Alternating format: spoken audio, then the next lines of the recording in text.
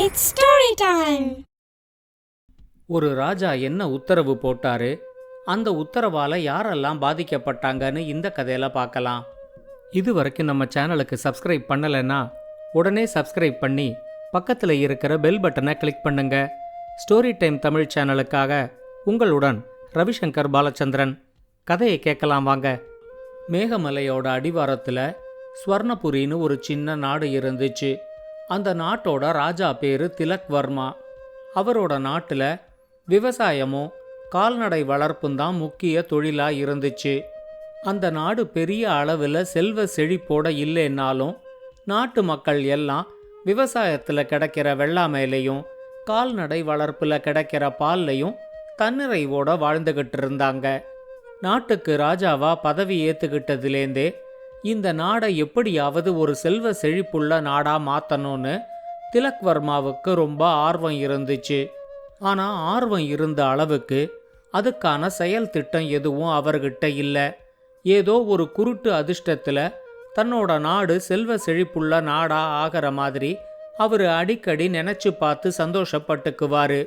இதுக்கு நடுவில் அந்த நாட்டோட மலைப்பாங்கான ஒரு இடத்துல விவசாய வேலைகளுக்காக நிலத்தை பண்படுத்தும் போது பூமியில புதஞ்சு கிடந்த ஒரு பழங்கால சிவனோட சிலை ஒரு விவசாயிக்கு கிடைச்சிது. பூமிக்கு அடியில புதஞ்சு கிடக்கிற எல்லாமே அரசாங்கத்துக்கு சொந்தங்கிறதுனால அந்த விவசாயி அந்த சிவன் சிலைய அரண்மனைக்கு எடுத்துக்கிட்டு வந்து ராஜா கிட்ட கொடுத்தாரு.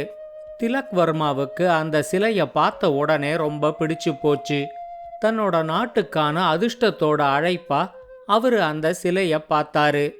அந்த சிலைய அரண்மனையிலேயே ஒரு இடத்துல நிறுவி ஒவ்வொரு நாளும் அந்த சிலைக்கு அவரு பாலபிஷேகம் பண்ண ஆரம்பிச்சாரு.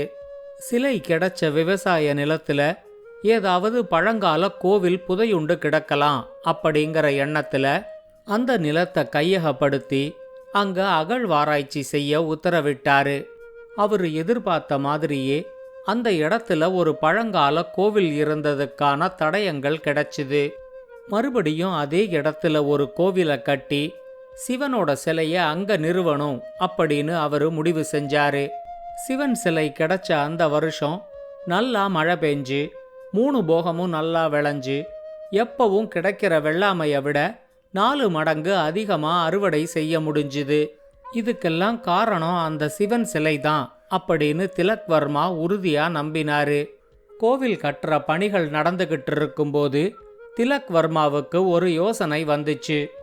ஒவ்வொரு நாளும் கொஞ்ச நேரம் பாலாபிஷேகம் பண்ணதுக்கே நல்லா மழை பெஞ்சு 3 போகமும் நல்லா விளைஞ்சிச்சே. ஒருவேளை 24 மணி நேரமும் இந்த சிவனுக்கு பாலபிஷேகம் பண்ணிக்கிட்டே இருந்தா உலகத்திலேயே தன்னோட நாடு செல்வ செழிப்புள்ள நாடா மாறிடும் அப்படின்னு அவருக்கு தோணிச்சு. கோவிலை கட்டும்போதே கோவில் இருக்கிற இடத்துக்கு கொஞ்சம் மேல் பாங்கான இடத்துல பாலை நிரப்பறத்துக்கு ஒரு தொட்டியையும் சேர்த்து கட்ட அவரு முடிவெடுத்தாரு. இந்த தொட்டியை கட்டும்போது அந்த தொட்டினால தங்களோட வாழ்வாதாரமே பாதிக்க போகுது அப்படின்னு அந்த நாட்டு மக்களுக்கு தெரியவே இல்லை. கோவிலை கட்டி முடிச்சு சிவனோட சிலைய அரண்மனையிலேருந்து அந்த கோவில்ல கொண்டு நிறுவினதுக்கு அப்புறம் ராஜா திலக் வர்மா ஒரு உத்தரவை போட்டாரு. நாட்டு மக்கள் எல்லாரும் அவங்க வளர்க்குற மாடுகள் கிட்டேந்து கிடைக்கிற பாலை தொட்டியில கொண்டு வந்து ஊத்திடணும். கிடைக்கிற பாலை யாரும் பயன்படுத்தவும் கூடாது, மற்றவங்களுக்கு விற்கவும் கூடாது அப்படின்னு அவரு ஒரு உத்தரவை போட்டாரு. இந்த உத்தரவை கேள்விப்பட்டதும் அந்த நாட்டோட ராஜகுருவா இருந்த விஸ்வசேனர் இந்த உத்தரவால நாட்டு மக்கள் எல்லாம் எவ்வளவு கஷ்டப்படுவாங்க அப்படின்னு திலக் வர்மாவுக்கு எடுத்து சொல்லி பார்த்தாரு. ஆனா யாரோட பேச்சையும் கேட்கிற மனநிலையில ராஜா இல்ல. நாட்டு மக்களுக்கு இந்த உத்தரவு பிடிக்கலன்னாலும் அரசாங்க உத்தரவை மதிச்சு ஒவ்வொரு நாளும் அவங்க கறக்கிற பாலை கொண்டு வந்து அந்த தொட்டியில கொட்ட ஆரம்பிச்சாங்க. ஆனா எவ்வளவு பாலை கொண்டு வந்து அந்த தொட்டியில கொட்டினாலும் அந்த தொட்டி நிறையவே இல்லை. முதல் ஒரு வாரத்துக்கு தொட்டி நிறைஞ்சிடுச்சான்னு ராஜா அடிக்கடி கேட்டுக்கிட்டே இருந்தாரு. பாதி தொட்டி தான் நிறைஞ்சிருக்கு அப்படிங்கிற பதில் தான் அவருக்கு எப்பவுமே கிடைச்சிது. ஏன் தொட்டி நிறைய மாட்டேங்குது, என்ன பிரச்சனைன்னு தெரியலையேன்னு திலக் வர்மா ரொம்பவே குழம்பி போயிட்டாரு. இதுக்கு நடுவில் முதல் வருஷம் இருந்த மாதிரி இல்லாம அடுத்த வருஷம் சுமாரான மழை பொழிவு தான் இருந்ததுனால வெள்ளாமையும் சுமாராத்தான் விளைஞ்சிச்சு. தொட்டில பால் நிறையாம இருக்கிறதுக்கும் மழை பொழிவுக்கும் ஏதோ ஒரு சம்பந்தம் இருக்கு அப்படின்னு திலக் வர்மாவுக்கு தோணுச்சு. தொட்டில பால் நிறைஞ்சிட்டாலே தன்னோட நாட்டுக்கு விட்டு போன அதிர்ஷ்டம் மறுபடியும் கிடைச்சிடும் அப்படின்னு அவரு நம்பினாரு. அதனால கோவில் அதிகாரிகள் கிட்ட எப்ப தொட்டி நிறைஞ்சாலும் உடனே எங்கிட்ட வந்து சொல்லணும் அப்படின்னு சொல்லி வச்சிருந்தாரு.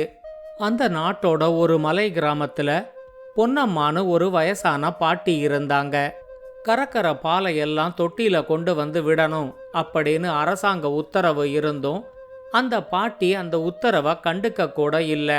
ஒரு நாள் தன்னோட பயன்பாட்டுக்கு போக மிஞ்சி இருந்த அரை சொம்பு பாலை எடுத்துக்கிட்டு அதை தொட்டியில விடுறதுக்காக பொன்னம்மா பாட்டி பால் தொட்டி இருக்கிற இடத்துக்கு வந்தாங்க.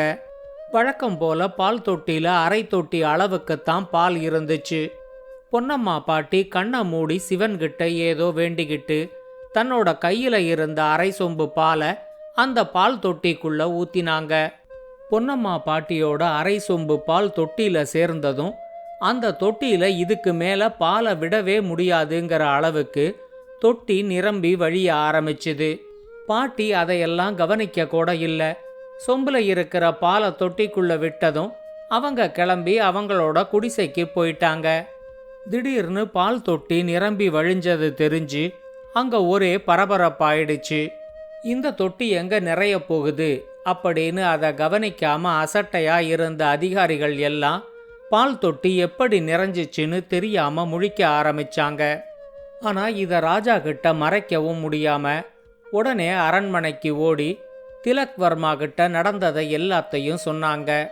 அவரு உடனே தானே நேர கிளம்பி பால் தொட்டி இருக்கிற இடத்துக்கு வந்து நிரம்பி இருக்கிற தொட்டிய பார்த்துட்டு போனாரு. அடுத்து வந்த 2-3 நாளும் கோவில் அதிகாரிகள் எல்லாம் ரொம்ப விழிப்போட இருந்தாங்க. தொட்டி நிறையுதான்னு அப்பப்ப பார்த்துக்கிட்டே இருந்தாங்க. ஆனா பொன்னம்மா பாட்டி பால் தொட்டி இருக்கிற இடத்துக்கு வரவே இல்லை.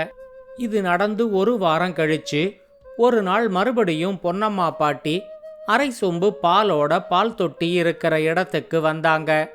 இந்த தடவையும் அவங்க கொண்டு வந்த பாலை தொட்டியில ஊத்துறதுக்கு முன்னாடி தொட்டி பாதி தான் நிரம்பி இருந்துச்சு.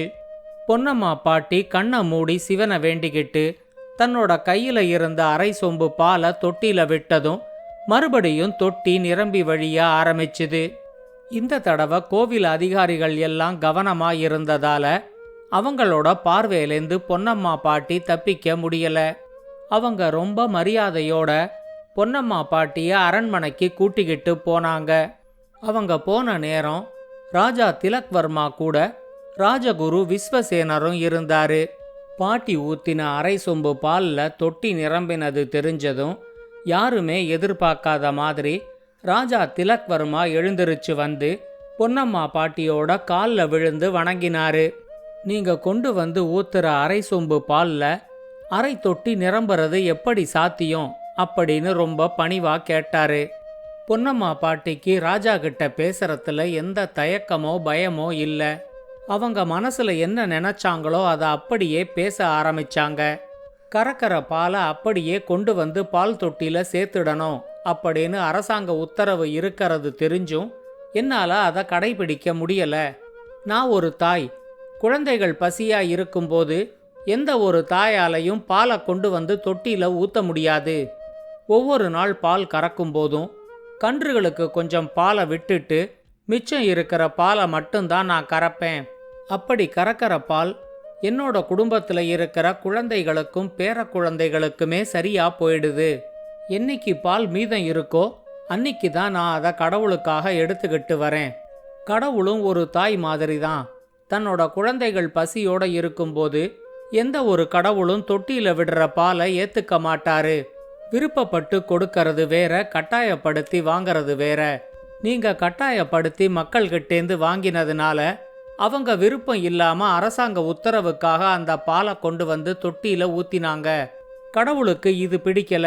அதனால தான் பால் தொட்டியில எவ்வளவு பால் ஊத்தினாலும் அது நிறையாம இருந்துச்சு.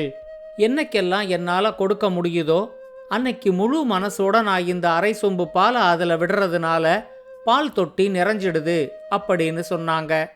இப்ப ராஜகுரு விஸ்வசேனர் திலக் வர்மா கிட்ட ஒவ்வொரு நாட்டுக்கும் ராஜாவும் ஒரு தாய் மாதிரி தான்.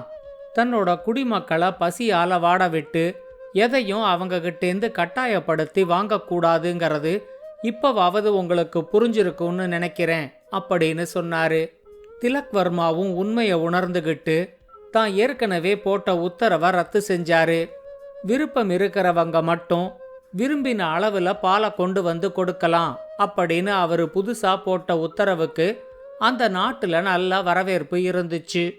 இந்த கதையை பத்தின உங்களோட கருத்துக்களை ஸ்டோரி டைம் தமிழ் யூடியூப் சேனல்லையும் பாட்காஸ்ட்லையும் பின்னூட்டத்தில் கமெண்ட்ஸாக பதிவு பண்ணுங்க. இந்த கதை உங்களுக்கு பிடிச்சிருந்தா லைக் பண்ணுங்க, கமெண்ட் பண்ணுங்க, ஷேர் பண்ணுங்க. மறக்காம ஸ்டோரி டைம் தமிழ் சேனலை சப்ஸ்கிரைப் பண்ணுங்க. அப்படியே பக்கத்துல இருக்க அந்த பெல் ஐகானை கிளிக் பண்ணுங்க.